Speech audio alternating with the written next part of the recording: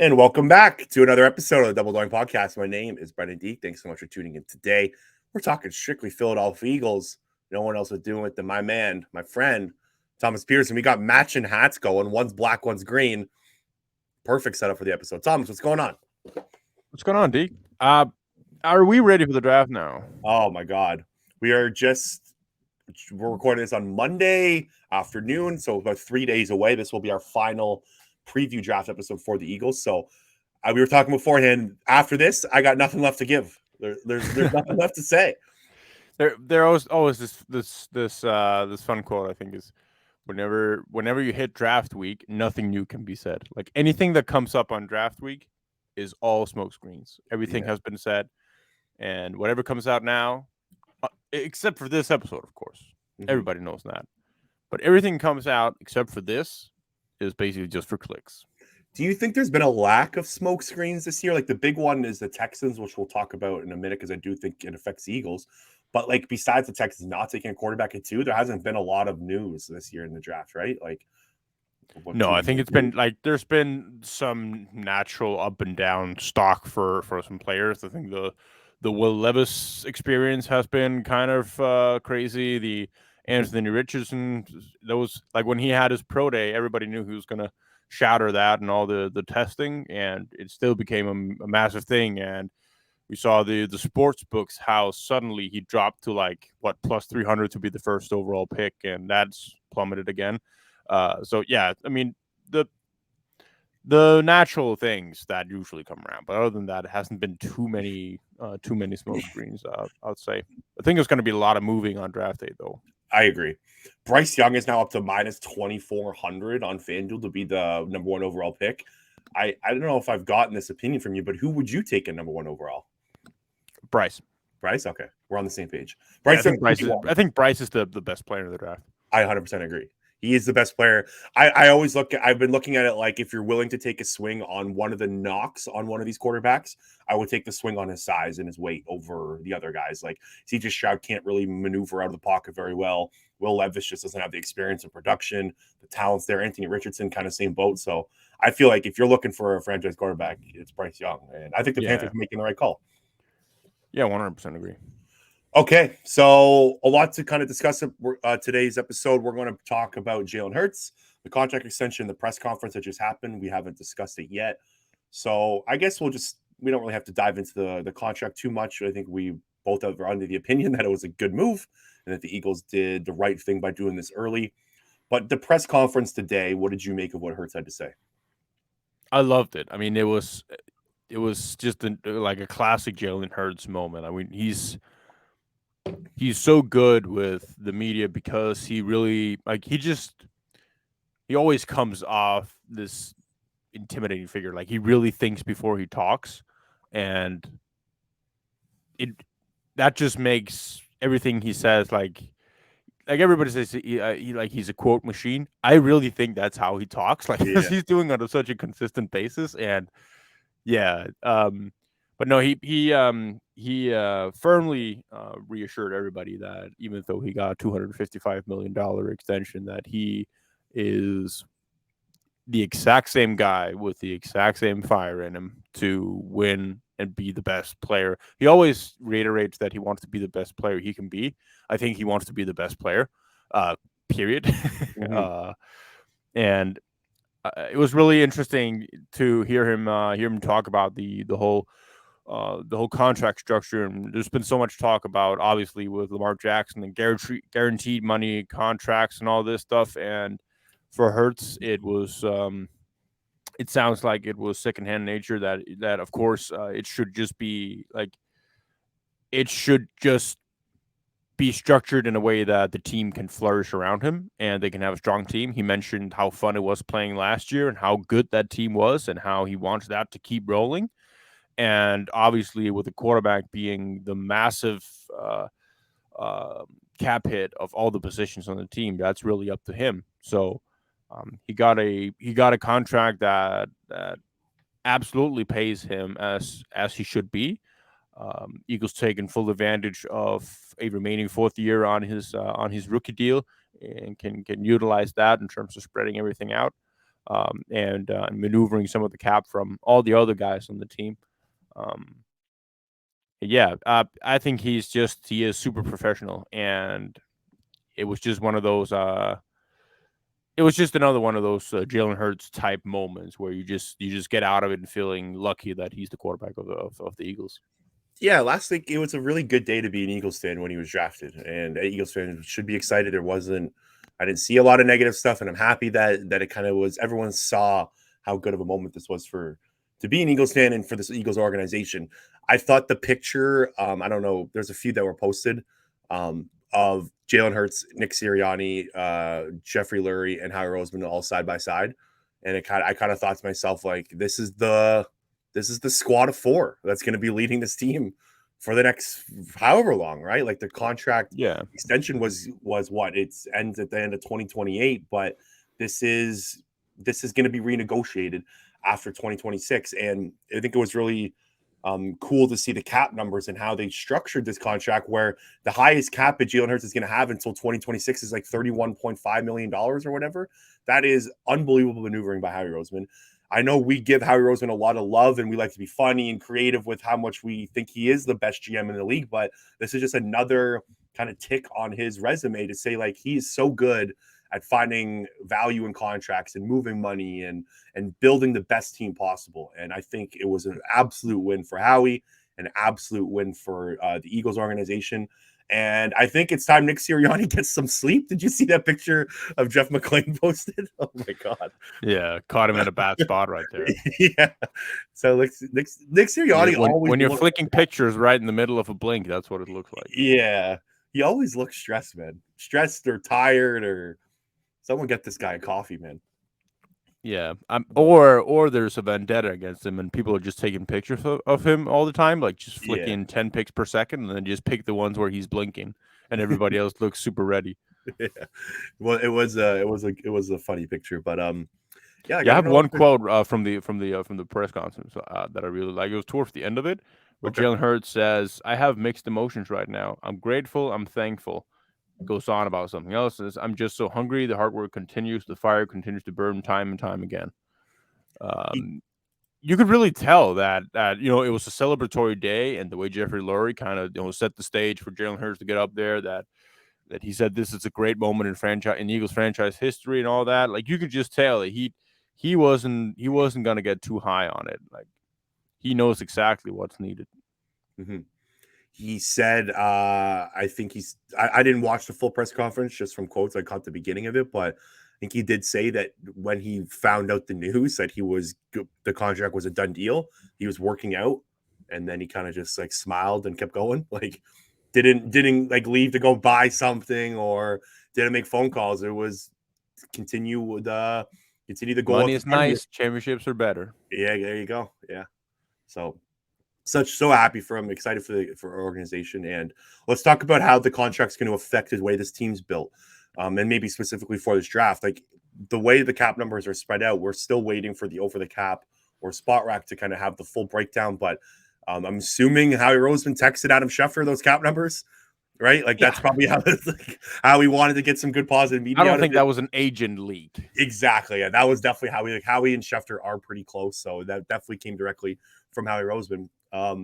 So the cap numbers are pretty fair. Like if you take a look at how the contract is set out, so the cap number in 2023 is set at $6.1 million, 2024 $13.5 million, 2025 $21.7 million, 2026 $31.7. So that is, of course, this isn't 100% fully true, but we're waiting. That is what Howie Roseman likely texted Adam Schefter. So this gets, like, if you're just looking at the next 4 years, like this window is as wide open as it was over the last year or two.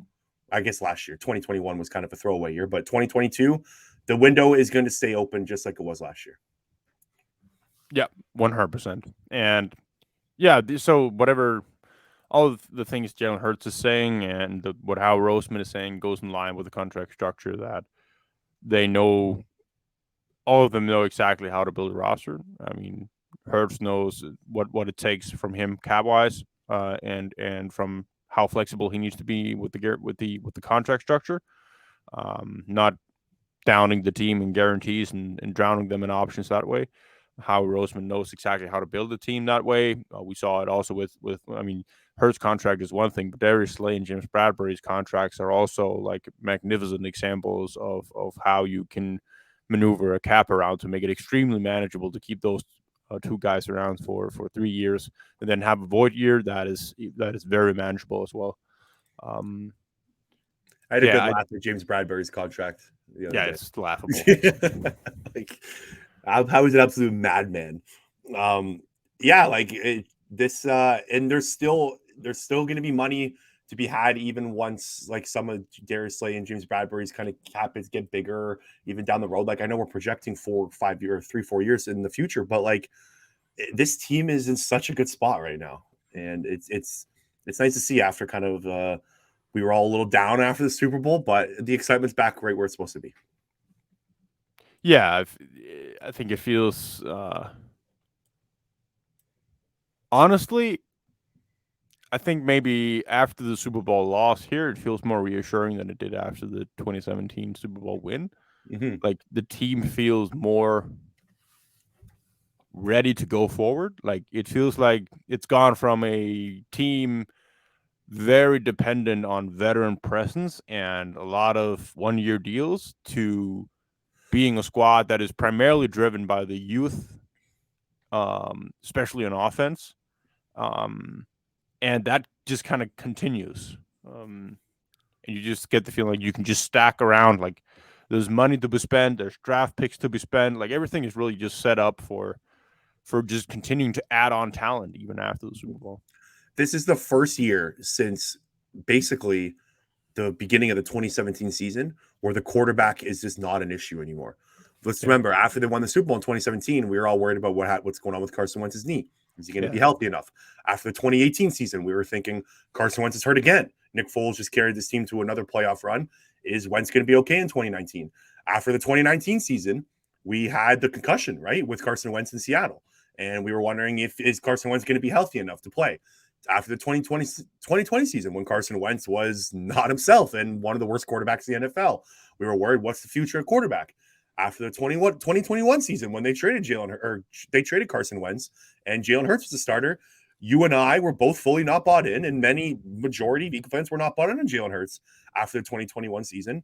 And now in 2022, it's kind of there's no worries. Jalen Hurts is the guy going forward, and the Eagles have their quarterbacks, and they can worry about other positions on the roster. So, as an Eagles fan, this is now 6 years in the making, 5 years in the making of finally having like quarterback-free drama going into a year. Yeah.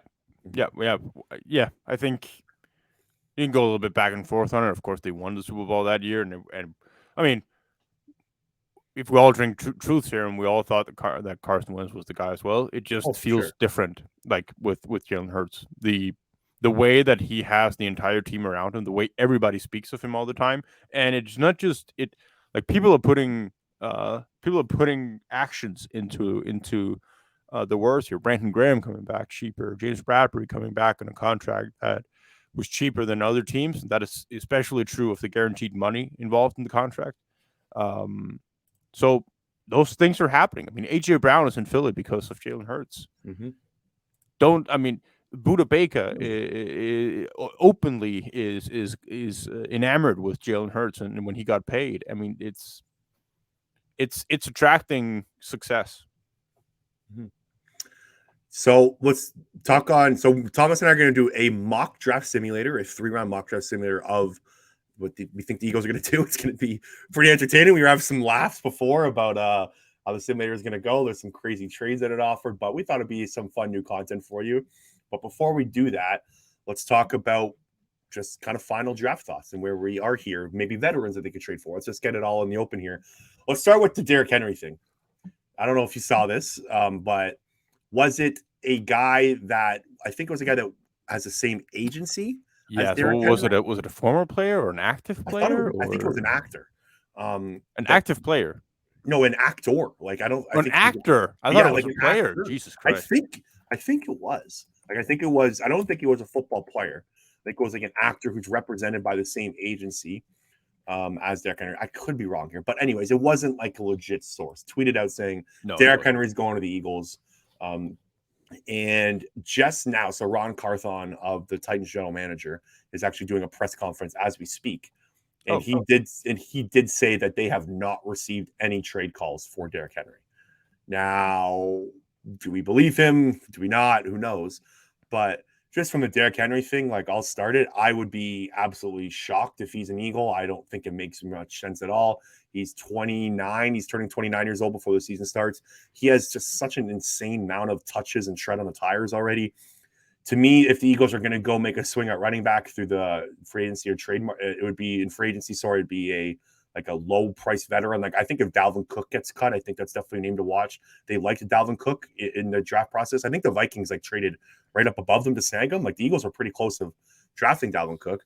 yeah, So they would go something like that, like a low price veteran if they don't draft one.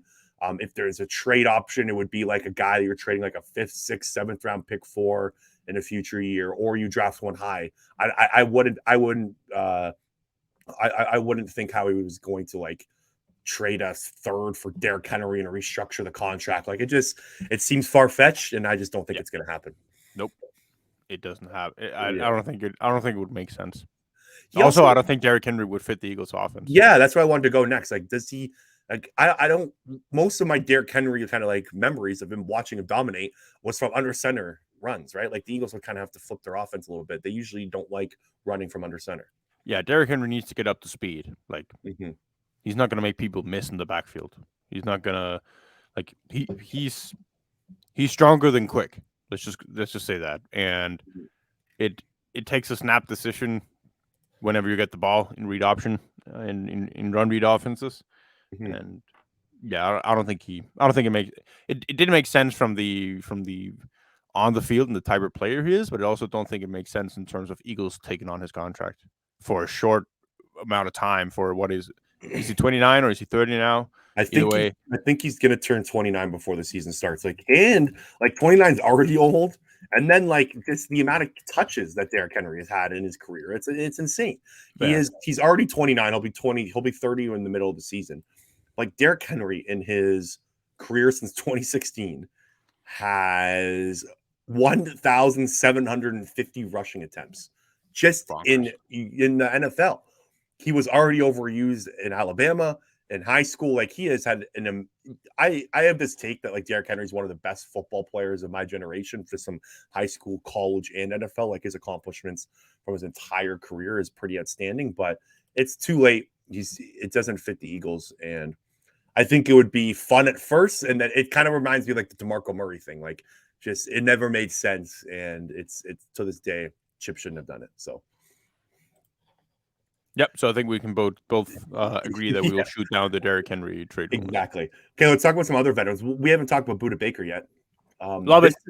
This is one that I'm on board for, and I still think, like, I know there's a lot of people saying they can't afford him and it doesn't make sense. Oh, yeah, they can.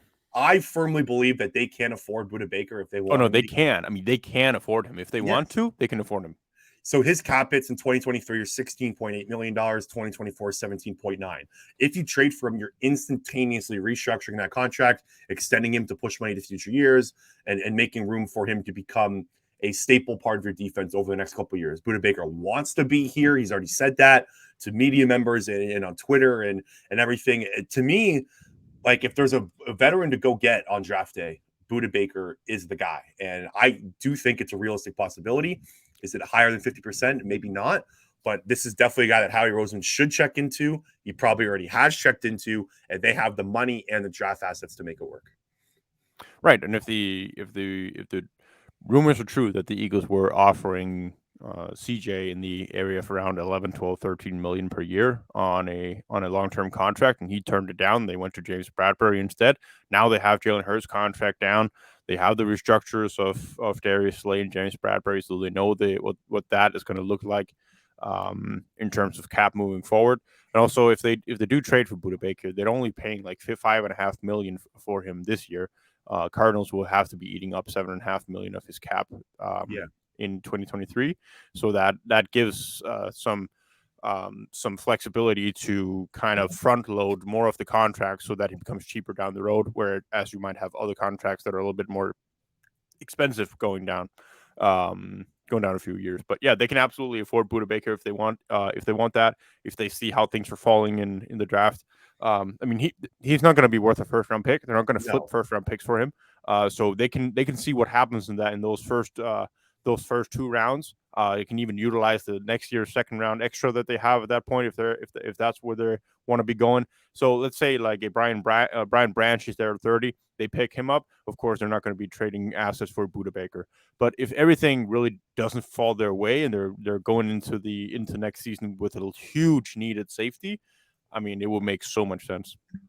I have an episode dropping from a guy I work with from the Score who wrote about the safeties in the draft. It's a very weak safety class as well. Like Yeah, if it's you're Brian looking Branch and everyone else, huge gap, and then yeah, Jordan Battle and a bunch of other guys, and then it's like if you're looking to find a starting safety, which I think the safety is the biggest need on this roster still. I know a lot of people think linebacker is. I would be comfortable running out Nick Morrow and Nakobe Dean at starting safety. I would be more comfortable running them out than Reed Blankenship and Terrell Edmonds. Tremaine Edmonds, Terrell Edmonds. I always get them mixed up. Tremaine Edmonds.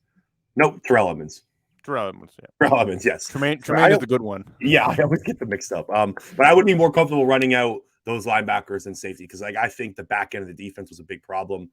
It could be last year when especially against the Kansas City Chiefs game, like there were just I feel like having more prominent guys at safety would be easier for the Eagles to have success than like at linebacker. Like they've gotten away with it at linebacker. We saw in the 2017 Super Bowl Najee Good was the starting linebacker on that 2017 team. Like, and Nakobe Dean is an up and coming player. Like I still think he can be a legit stud on this roster. So they just don't have that type of player at safety. So I think like making a safety upgrade would be a huge win for them coming out of this draft.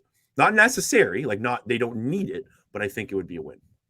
Yeah, but also I think that Eagles are like they're versatile enough on their defense as to where, let's say Devon Witherspoon falls to them at 10. I mean, he's absolutely a guy as well that they can draft him and plug him in the defense and find a role for him until one of those outside cornerback spots become available and they can slide him out there. Mm-hmm. Like Christian Gonzalez. I want to put Darius Rush in there as well, South Carolina cornerback. Okay. Maybe not Cam Smith. He's more outside. Like he's too stiff in his hips. There's a couple of the guys here in the draft that at cornerback. The cornerback class is really, really good. So I mean, there are a bunch of guys that you can get in here. Clark Phillips is the guy I was thinking of. Like another guy that you can have them in the slot role. You can cross train them at safety, and they can contribute immediately in those spots as well.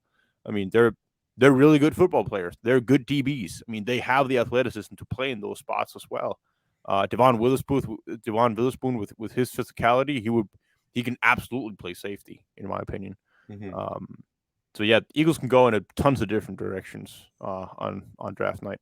Are there any other veterans that maybe you have your eye on? Like, I feel like the veteran market has been very slow at draft day. Like, usually there's a lot more rumors of players getting traded. But is there anyone that we missed? Like, Buda Baker is the big one, but anyone else that you've heard or kind of want?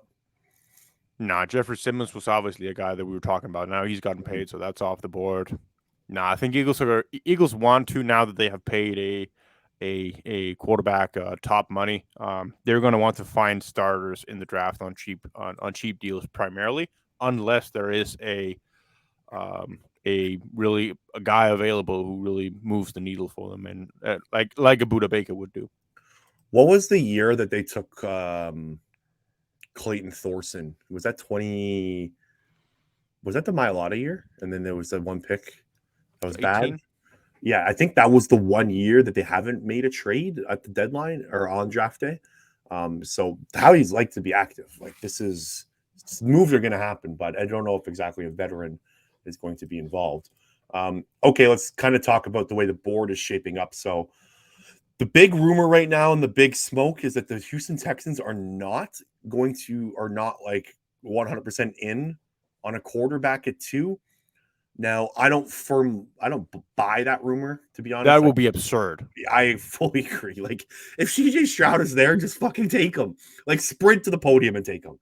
it doesn't matter if it's CJ or if it's Bryce. Just take a quarterback for Christ's Yeah. sake. Like you can't go into the first year of D'Amico Ryans with Davis Mills. Like Neck does not deserve another chance at starting quarterback. That's Davis The Mills. Oh, people and fans of the Houston Texans deserve better yes. than what they've been rolling around with. I mean, it doesn't make any, because if they don't get one of those guys, how are you gonna, like? How can you justify ignoring that position? So you get a Tyree Wilson, great. And then what? And like your Then plan, what? and your plan is like we're gonna get Drake May or Caleb Right. Williams. That's not the way the NFL works. You can't plan that. They're not a few players away from being contenders. I mean, they can draft Tyree Wilson and Will Anderson. They're still one of the worst rosters in the NFL. Mm-hmm. I don't Yeah, know what we're doing here. they're in a perfect spot to take a quarterback, but the reason why I do think it affects the Eagles is because the less quarterbacks taken at the top is bad for this franchise. Like you want, Or it's extremely good for the trade up value at 10. that's Because yeah, that's Daniel Jeremiah hinted at this at his press availability here a few days ago, where he said that if one of those quarterbacks get passed on, like if Will Levis or Anthony Richardson or even CJ Stroud, if they start dropping a little bit after the first couple of picks, they're going to be dropping a little bit further because it usually has that trickle down effect of why didn't they draft those quarterbacks? And then it'll trickle down a little bit when you get the top tiers. I mean, everybody presumes that CJ and Bryce are going top 5. mm-hmm. That's pretty much a lock. Somebody's going to be trading up. But if Will Levis and Anthony Richardson drop down around that 10 area as well, the the Justin Fields of the world kind of get picked off there. Yeah. Eagles would be in a prime position to move down at that spot and have another team, leapfrog them up there, like a Vikings or Washington or what do I know, like to kind of trade down a little bit there. Have your 2 first-round picks, maybe even secure another one next year. That's a great point because the New York Giants did pretty well that year. So the Giants had the number 11th pick, right? The Chicago Bears traded from 20 to 11 and got a future first round pick out of it. Like I would 100% do that. Let's say sure. the way the draft board is setting up.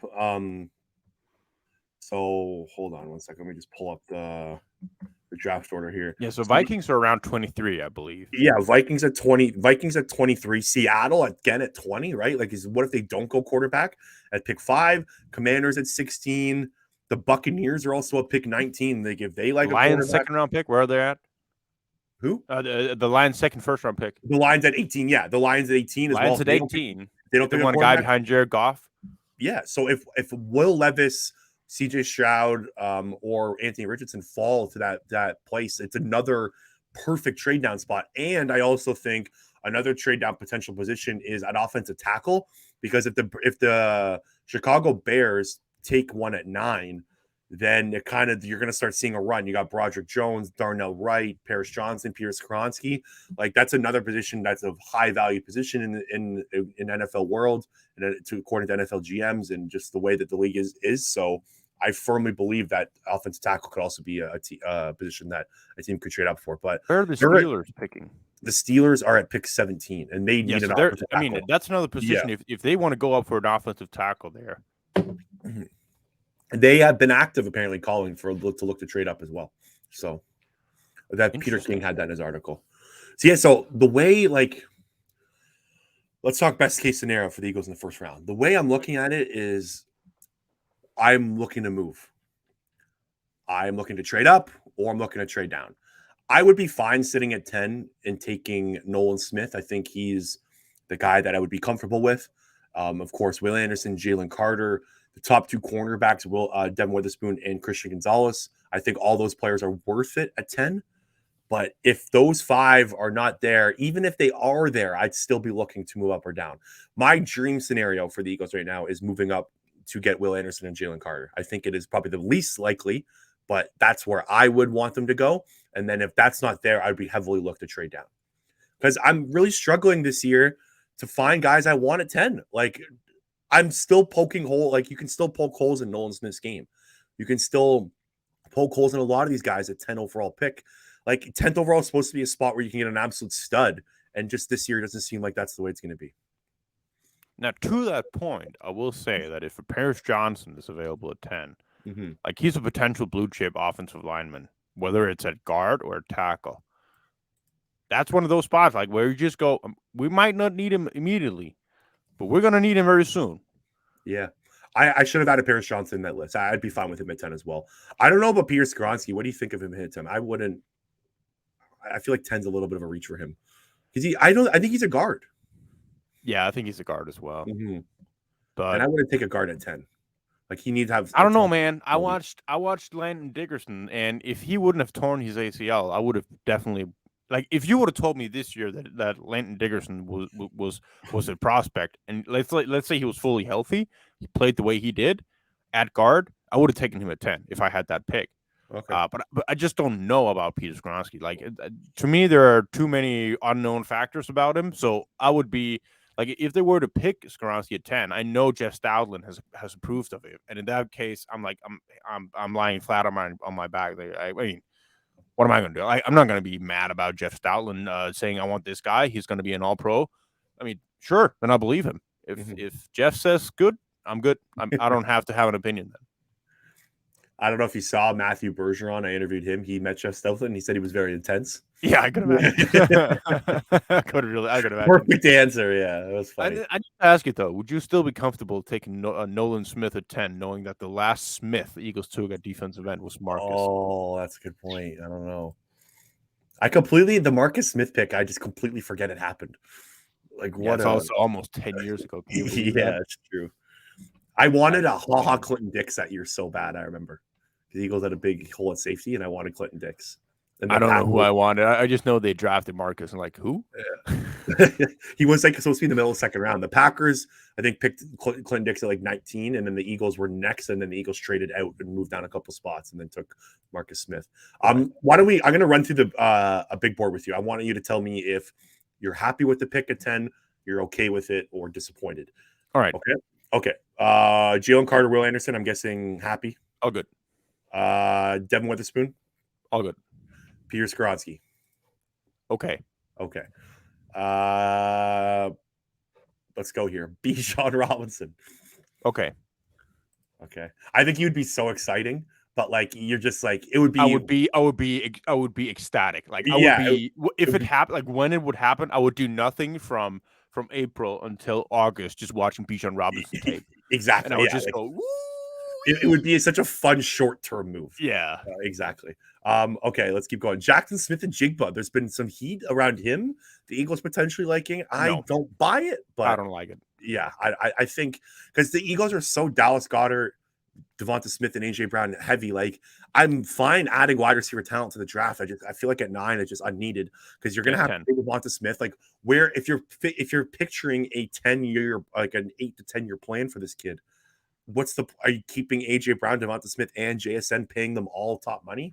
To me, it just doesn't add up to like Howie Roseman like future look at the team. So yeah, that's a no for me. Okay. Also, I just don't think he's worthy of a 10th overall pick. Yeah, I think he's like a mid first round later. Mid to late, yeah. Okay, Christian Gonzalez. Love it. I do too. I think he's awesome. Yep. I think he'd be a great pick. Nolan Smith. Happy. Okay. Paris Johnson, we already said yes. I think that's probably it. Am I missing anyone here? That is for the first round pick. What, Lucas Van Ness? Lucas Van Ness. Oh, yes. Okay. All right. Yeah. Moving on. Oh no, it's out. Okay. So the way I wanted to get this off, like the Jalen Hurts draft pick has kind of taught me to never rip a draft pick until it plays out. Like, I hated the Jalen Hurts draft pick. Like, it made me so upset at the time. It never made sense to me. And then as the time went on, it started to make sense, and he turned out awesome. So, like, instant reaction to the draft, I'm going to keep to a minimum. But Lucas Van Ness would disappoint me. I would be so sad. Yeah. But again, I would not even be thrilled at him at 30. I'm not going to lie. I don't think he's a top 10 defensive lineman in this class. Top 10 defensive lineman? No. Not even that high? Oh, no. Wow. No. Enodike Usoma, Will Anderson, Nolan Smith, Jalen Carter, Kalisha Cansey, Mossy Smith, Eddie Bawore, even Keanu Benton. Let's go with more of the edge. Tyree Wilson. I didn't even get to him. BJ Ojulari. That's 10. Yeah. All of those guys. I think Carl Brooks has a more potential than Lucas Van Ness. Out of bowling. That's funny. Yeah, like Miles Murphy, Derek Hall. Yeah. All of these guys have actually they have size and have pass rush moves. Have you watched Isaiah Foskey yet? Oh, Foskey from Notre Dame? A little bit, yeah. He's fun athlete. Intriguing. Yeah. Really uncoordinated. Yes. He looks like a discount Miles Murphy at the moment. I mean, he plays so energetic. Like you can just see, like the athleticism just pops off the screen. But he just doesn't have a plan. I like a Yaya Diaby as well. Yaya Diaby, yeah. He's electric. Yeah. He's got bend for days, and he's big, athletic. He'd be a fun pick later in the draft. This edge rusher class is fun. Like, Will McDonald is a guy who I watched late and liked, like really liked. I mean, we talked about some of the guys in this class with bend, and we touched on BJ Ojulari. We touched on Nolan Smith. We talked Felix Usama. Yep. Will McDonald has his arms are. Do you remember? I'm on his page right now. So he has 34 and 7/8 inch arms, 82 and 1/4 wingspan, and he has production too. Like he had 11.5 sacks in 2021, he only had 5 last year, but he led the team in sacks. He's first team All Big 12. The one knock on him, Thomas, a million forced fumbles. Yeah, the one knock on him, Thomas, is he's going to be 24 years old when this season starts. Go and draft him. That's why he's falling. Like, but this year's class, there's so many older guys because of the COVID year, right? Like, it's an older draft class, so I had to in my ageism, had to not come out as much this year. Bijan just turned 21. Yeah, and Nolan Smith is he even 21 yet? He's a kid. I think he's still. He's 22. Nolan Smith's 22. Yeah. Who am I? Felix Uzama's 21. The Israel Benakanda, the Pittsburgh running back, I think is the youngest player in the draft. He's not even 21 years old. Yeah, Miles Murphy just turned 21. Yeah, Miles Murphy's young.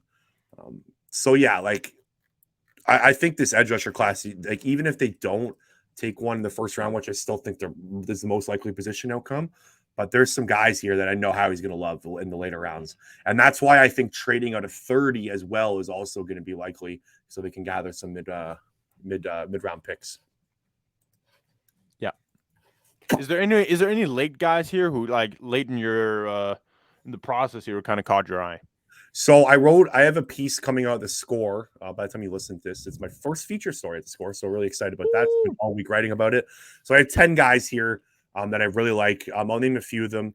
Cody Mock's on the list. I couldn't keep him off. Cody Mock is fucking awesome. He's under the radar list, so it's not like late rounds, but he's second round pick. I think Eagles and Howie could love him. Did you watch the Senior Bowl? I did, yes. The Senior Bowl tape is incredible. Fucking destroyed it. His taping, he was one of the most fun guys I've had watching tape. Like I watched 3 all-22 games and his Senior Bowl tape. He just mauls guys. Like he just takes. But it was more. I think it was even more fun watching him at the Senior Bowl. Yeah. Like he was just at a Tumiwa, he smothered him. Like at Tumiwa, he won basically every single one-on-one rep that he had at the Senior Bowl, except for when he met Cody Mock. Mm-hmm. Yeah, like he smothered Yaya Diaby. He did that one. Yeah, I saw one rep of it. Yeah.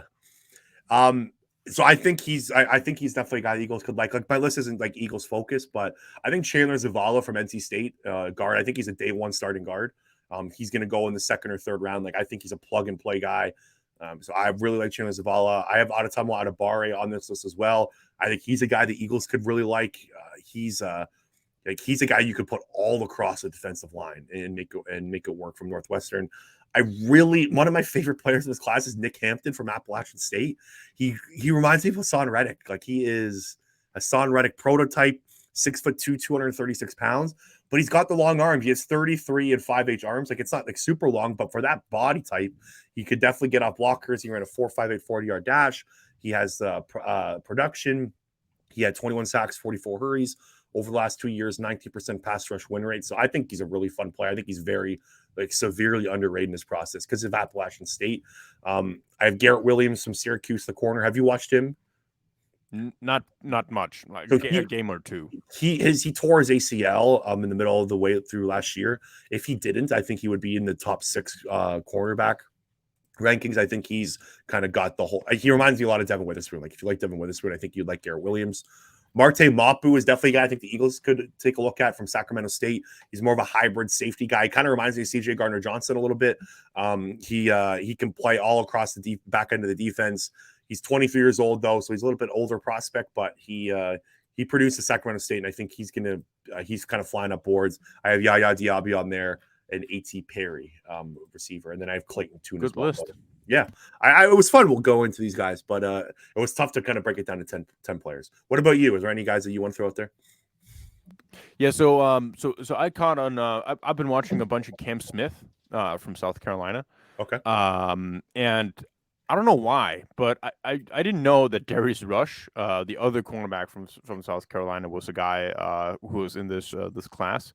And then I looked at some of the combine numbers and how they were comparing athletically to guys already in the league. And Darius Rush is 93rd percentile in height. He's 6'2", 198. He's got 95 percentile arm length. He's got a 42 percentile 40-yard dash. So 4.36. Yeah. So he's one of the bigger cornerbacks in the class. He's one of the fastest cornerbacks in the class. He's got extremely long arms. 10-yard split was pretty good as well. Has some size to him. A little bit of there's some footwork that needs to be worked on, but to me, footwork is one of those things that if you're an instinctive cornerback who's physical, that's some of the things that you can work on. Like you can absolutely compensate for lack of footwork with a bunch of different techniques and even in scheme. And do you know who the top 2 guys that he compares to athletically in NFL? Do you know who that is? Darius Rush? Yeah. Cam Smith. No, I do not. Hit me. Ahmad Gardner and Darius Slay. Ooh, pretty good list. I like that list. Darius Rush also was a 5-sport athlete: baseball, basketball, football, golf, and track. Love it. This guy's an athletic dude. 23 years old. So Cam Smith and Darius Rush played on the same defense. So you think that you like the South Carolina corners? No, I didn't necessarily like Cam Smith. I think he took a massive dip on his 2022 tape, and I actually think if I had the chance to pick one of those guys, I would take Darius Rush first, okay. Because of mostly because of his frame, and I think Cam is a little bit more explosive, but I just don't think that he uses it very well on the field. I think Darius is the better player. So that's a guy that I probably have higher than other guys. I would sprint to the podium in the second round to draft Darius Rush. Hit me with some other ones. That's cornerback. Do you have any other from other positions? On cornerback or other positions? Other general? Positions, it could be. So Michigan, Massey Smith.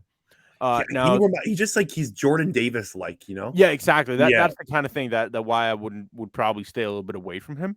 But I just think he was super impressive on tape. He's a good ball player. And he's very explosive for us. You can absolutely move him to a defensive end in a 3-4 defense. Mm-hmm. He would eat up guards. But looking at somebody else, some other position that would make more sense for the Eagles. I mean, Brian Branch is a guy that I watched a little bit late because I didn't think it would be too relevant for the Eagles.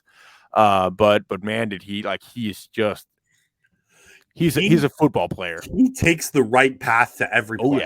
Oh yeah. There's never a wasted step in his play.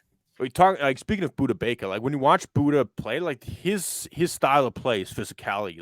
He'll shoot out of cannon, take the right angle, and then blow up a play. And he'll hit somebody with 100 miles an hour. And I think that's kind of the same vibe you get from Brian Branch. Mm-hmm. Okay. Anyone else? Hodges Tomlinson, the TCU corner. Okay. Love his tape. Hate his size. He's 5'9". And I don't know how to feel about it.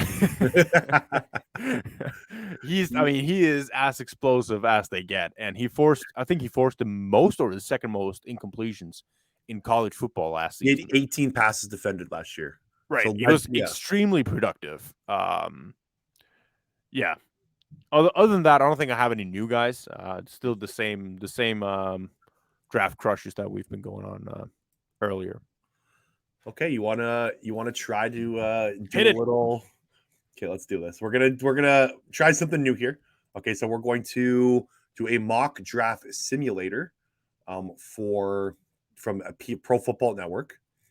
So I think it's up on the screen there now. There it There you go. is. 1 sec. Okay, so 3 rounds. We got the Eagles selected here. Are we ready to draft, Thomas? Let's do it. Let's get this All over right, with. let's draft. Screw Thursday. This is the draft. This is it. All right, Bryce Young, Anthony Richardson, Oh, Will Anthony Anderson. Richardson. Anthony Richardson at 2. The Bucks traded up. Oh, there goes Jalen Carter. Okay, so are we? No. Are we taking Jonah Williams, pick 28 in the Cincinnati 3rd-round pick? Why are the Bengals doing this? Why would the Bengals go up and trade like So this? we did one before we taped this, and they offered Jonah Williams as well. I just think they have like Jonah Williams thrown in there as like a wild card who just has to be traded. Yeah. What else offers do we have? Okay, so let's take a look at the other one. So we got the Buffalo Bills are offering pick 27, pick 59, pick 91, their 2024 2nd-round pick, and T. Jackson. I don't know who that is, but Is that the quarterback for the Bills? Christian Gonzalez is on the board. Isn't it Tavares Jackson? No, it's not. It's not. Tavares Jackson was gold. All right, who we got? Okay, I don't think. Oh, Christian Gonzalez. Yeah, we got both Devon Witherspoon and Christian Gonzalez on the board. Okay, so this is the same trade as last time. Okay, so the Cardinals are offering pick 34, Buda Baker, this is broken. and DeAndre Hopkins. There's no way this trade is even palatable. So I'm gonna reject all of these because these trades are not happening. Okay, so Eagles are on the board at 10. Bryce Young went first, Anthony Richardson went second, Will Anderson went third, CJ Stroud 4th, Tyree Wilson 5, Will Levis 6, Paris Johnson 7, Jalen Carter 8, Broderick Jones 9. That leaves the Eagles on the board. We got Christian Gonzalez, Bijan Robinson, Devon Witherspoon, Miles Murphy, JSN, Nolan Smith, Darnell Wright, Brian Branch, so on and so forth. That's not actually. If you just look at the names who've been selected at 1 to 9, like that isn't out of the world. No, this isn't crazy at all. I do think I don't think Broderick Jones is the 2nd best tackle in this class. I think Darnell Wright's better than him. Right, but like you said, if there's a run on tackles, like if Paris Johnson actually goes 7th, and Bears are feeling the need that they have to come out of this draft with an offensive tackle who can start immediately, like it'll be like Broderick Jones would be one of those guys. Exactly. So yeah, this draft isn't crazy. Like I don't know why the Bucks traded up for Tyree Wilson, but that's beside the point. Okay, who are you taking in the situation? Because I am taking Christian Gonzalez and I'm running to the podium. Right. I think I'll probably lean Devon Witherspoon. I'm not going to argue too much with you about it. I think Devon is the more complete cornerback. Simply from a physicality standpoint. But yeah, Christian Gonzalez, absolutely the superior athlete. Would not mind that at all. So I would let you let you decide on that. Okay, we're gonna take Christian Gonzalez here at 9 or at 10. Boom, Gonzalez, welcome to Philadelphia Eagles. Okay. Boom. Now we just got to have him swing up in a safety position or something like that. Sean Desai, you got yourself a player, make it work. Exactly. Yeah, like you're gonna have to find a way to put him on the field. I still, like you said, Sean Desai can make it happen. He's really smart, so I don't see why not. He can be a kind of a day 1 player for the Eagles. Okay, so we are back up on the board at pick 30. The Saints are offering some crazy trades. Do you want to continue to look at these trades, or do you want to just no? Just reject all of them. They're bonkers. Like this, why do we like Rashad Bateman? There's no way Baltimore's offering all this. Okay, Nick Chubb is as well. It's not happening. Okay, Eagles are on the board at pick 30. On still left, Brian Branch, Kalijah Kancey, Cam Smith, Will McDonald, Zay Flowers, Jahmyr Gibbs, DeJuan Jones, Josh Downs, BJ Ojulari, Osiris Torrance, Darnell Washington. Wow, so many good names. Okay, so Thomas, I'm gonna let this one be you because I know this is kind of conflicting because you love a Kalijah Kancey, but you also love a Brian Branch. If you're Howie Roseman on the board right now at pick 30, what are you doing? It's got to be a defensive tackle. I mean, with the way Eagles are prioritizing defensive lines, now we took a cornerback at 10. I mean, you just have to think that they're going to come out of the first round with a defensive lineman. Agreed. I don't think they would take Christian Gonzalez and Brian Branch. Right, Yeah. exactly. So yeah, that's a good point because when you're just looking at it, of course, Brian Branch is a guy who we just been talking up a lot. Will McDonald is there as well. So if you want to go for the more the analytical side of it, of course, Will McDonald has the more ideal frame for the NFL over a guy like Kalashi Kansey. But I think if you're at 30 and Kalashi Kansey is there, the the potential of him being that next Ed Oliver type player, with his explosiveness, with his first step ability there. I mean, there's just no way I see the Eagles skipping on a defensive lineman with that potential, especially over a DB or a running back there with Jahmyr Gibbs also being an option. Yeah, so I think the move here would, in my opinion, probably be Kalijah. I actually think Kalijah Kancey fits better with the Eagles than majority of teams, just having Jordan Davis there beside him. And I think the Eagles do very well with kind of versatile defensive line. Like I think when you look back and remember Howie Roseman's quote from the Jason Kelsey podcast, where he said we have to start kind of thinking outside the box here and finding value in players that other teams don't. I think Kalijah Kancey fits that bill very well. Like I think they're going to like him a lot. Yeah, that whole Yeah. stick when everybody else is sagging. Like if we're at this point now and Kalisha is available at 10, it's because people are scared of the size aspect because Yeah. the tape is not scary at all, at least in my opinion. So I mean that's where you go against the norm here or against the trend, and then you get a guy like Kalisha. Okay, we're taking Kalijah Kancey at pick 30 for the Philadelphia Eagles. Welcome to Eagles, Kalijah Kancey. This first round is bonkers. I would be very happy with Christian Gonzalez and Kalijah Kancey in the first round. I'm taking that. I'm signing up with that all day. Okay, so we are waiting. The computer is drafting some players for us. I mean, this looks pretty. This looks pretty. I mean, doesn't look bad at all. These picks are pretty relevant. I mean, Felix goes at 46. That's a little bit late. Still on the board here on the right side here. As we're getting there. I mean, if we were to pause at this point, oh my God, Gibbs is absolutely the guy. Oh wow, God, it happened. Okay, Devon Achane going before Jahmyr Gibbs. What is this world? We just said this simulator is something, and now it's broken. So Devon Achane goes over Jahmyr Gibbs. Thomas is furious and mad at Pro Football Network. Because I mean, if we're just no, Darius Rush at 60. Yeah, Darius Rush is taking right ahead. So Masa Smith is 55. So we're at pick 62 right now on the board. Jahmyr Gibbs, John Michael Schmitz. I love that name. John Michael Schmitz is one of my favorite names in this draft. Cedric Tillman, Joe Tippmann, DJ Turner, Julius Brent, Zach Charbonnet, Cody Mock. Oh my God. Cody Mock, Antonio Johnson, who I also like, Marvin Mims Jr., Javon Dexter, Siaki Aka, Tucker Kraft, Jordan Battle Thomas. This is a very tough one. A lot of players I like on this board here. I feel like Jahmyr Gibbs would kind of be like the easy one to take, but there's some other guys here. What are you thinking?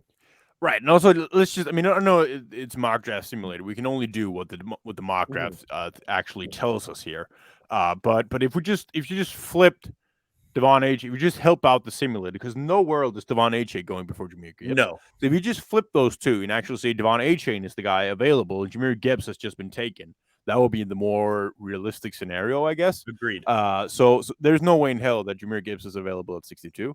And so if I'm just ignoring that name because otherwise it's going to be too easy. I am sprinting even faster than I was for Kalijah Kancey. I would find the fastest guy in the room. I'd give him my note saying Cody Mock, Cody Mock, Cody Mock. Yes. Like this would be the easiest pick of the entire draft. 100% agreed. Cody Mock, in my opinion, is a pick here. Jahmyr Gibbs is fun, and I would love him to be on the field all of Eagles, but to solidify offensive line depth, I think is invaluable, especially at pick 62. We already hyped up Cody Mock saying he's potential day one starter. Even if you can't get him on the field day one, like he would be your six off. Like think about this. Jack Driscoll right now is their backup, right? He's their guard tackle backup. I think getting Cody Mock is a massive upgrade over Jack Driscoll for that 6 offensive lineman spot and then potentially starter. So I'm with you. I'm sprinting to the podium. Cody Mock, welcome to the Philadelphia Eagles, baby. All right. Well, so we got a defensive lineman, we got an offensive lineman, and we got a cornerback. Like those are 3 valuable positions right there. I think I think after this, we're gonna have to email this to Howie Roseman and say, "Look, like, take a look at this absolute masterpiece me and Thomas are You cooking can up." get Buda Bacon, DeAndre Hopkins in a trade with. The mock trades kill me. Okay, we're coming up here. Tucker Kraft just went to the Dolphins. Matthew Bergeron, my boy, just went to the Seahawks. Yeah. Okay, we are on the We're on the board here at pick 94. We're checking these trades. Okay, so this gets a little dicey here. We're getting into the deeper part of the draft.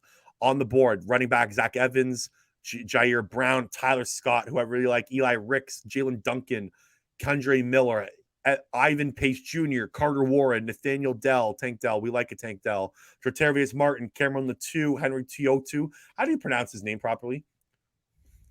Henry, is it Tiotu? Tiotu. Okay, we're gonna go with that. Zach Coons, Jaden Reed. Okay, there's some of the guys here. Now, if I just from the board, how we already drafted, I would look to add some sort of offensive weapon here, if that's possible. Running back, wide receiver. That's probably the way I lean. But how would you lean? I saw. Scroll down a little bit. There's a running back available down there. Sean Tucker. No. Your boy Chase Brown. Oh, yeah, your boy Chase Brown is right there for the taking. I'm just saying. All right. So at this point here, this is a spot where you can absolutely afford to upgrade on offense and to put a guy in there who can be a contributor. Whether it be a guy who can definitely come in and work for that wide receiver 3 spot, or somebody like one of these running backs, this deep class of running backs that you can get in and absolutely help you out immediately. And my God, can Chase Brown do that? So I think like there's a lot of running backs here. Like I do like Kendre Miller from TCU as well, but I think Chase Brown's probably my top running back on the board here. Well, there was a couple guys that Roshan Johnson's also available. Sean Tucker. Yeah. So Thomas, this is a tough one. This is the part where it separates the men from the boys. You know, this is where Howie Roseman likes to get down and dirty and make his solid picks. Where are we leaning here? I also like Tyler Scott, but I think let's separate this to running back and wide receiver. Tyler Scott is really good as well. Yeah, Tyler Scott is a legit number 3 receiver. I think you can draft him right away. Like I think he's an awesome Quez Watkins replacement. If you were in the spot here, right? Like you don't have a running back, you didn't take him the first 3 rounds, and you're getting to the kind of the point where the top running backs are sort of off the board, like a pick 94. Are you leaning wide receiver over running back, or are you leaning running back over wide receiver? Yeah, I think I'll probably have to lean wide receiver if we're just looking at from a need standpoint. And what because think of this, like we always want to look ahead and kind of solidify it and guard for injuries throughout the season. Like God forbid if something was to happen to Devontae or AJ, it looks really thin all of a sudden on the wide receiver room.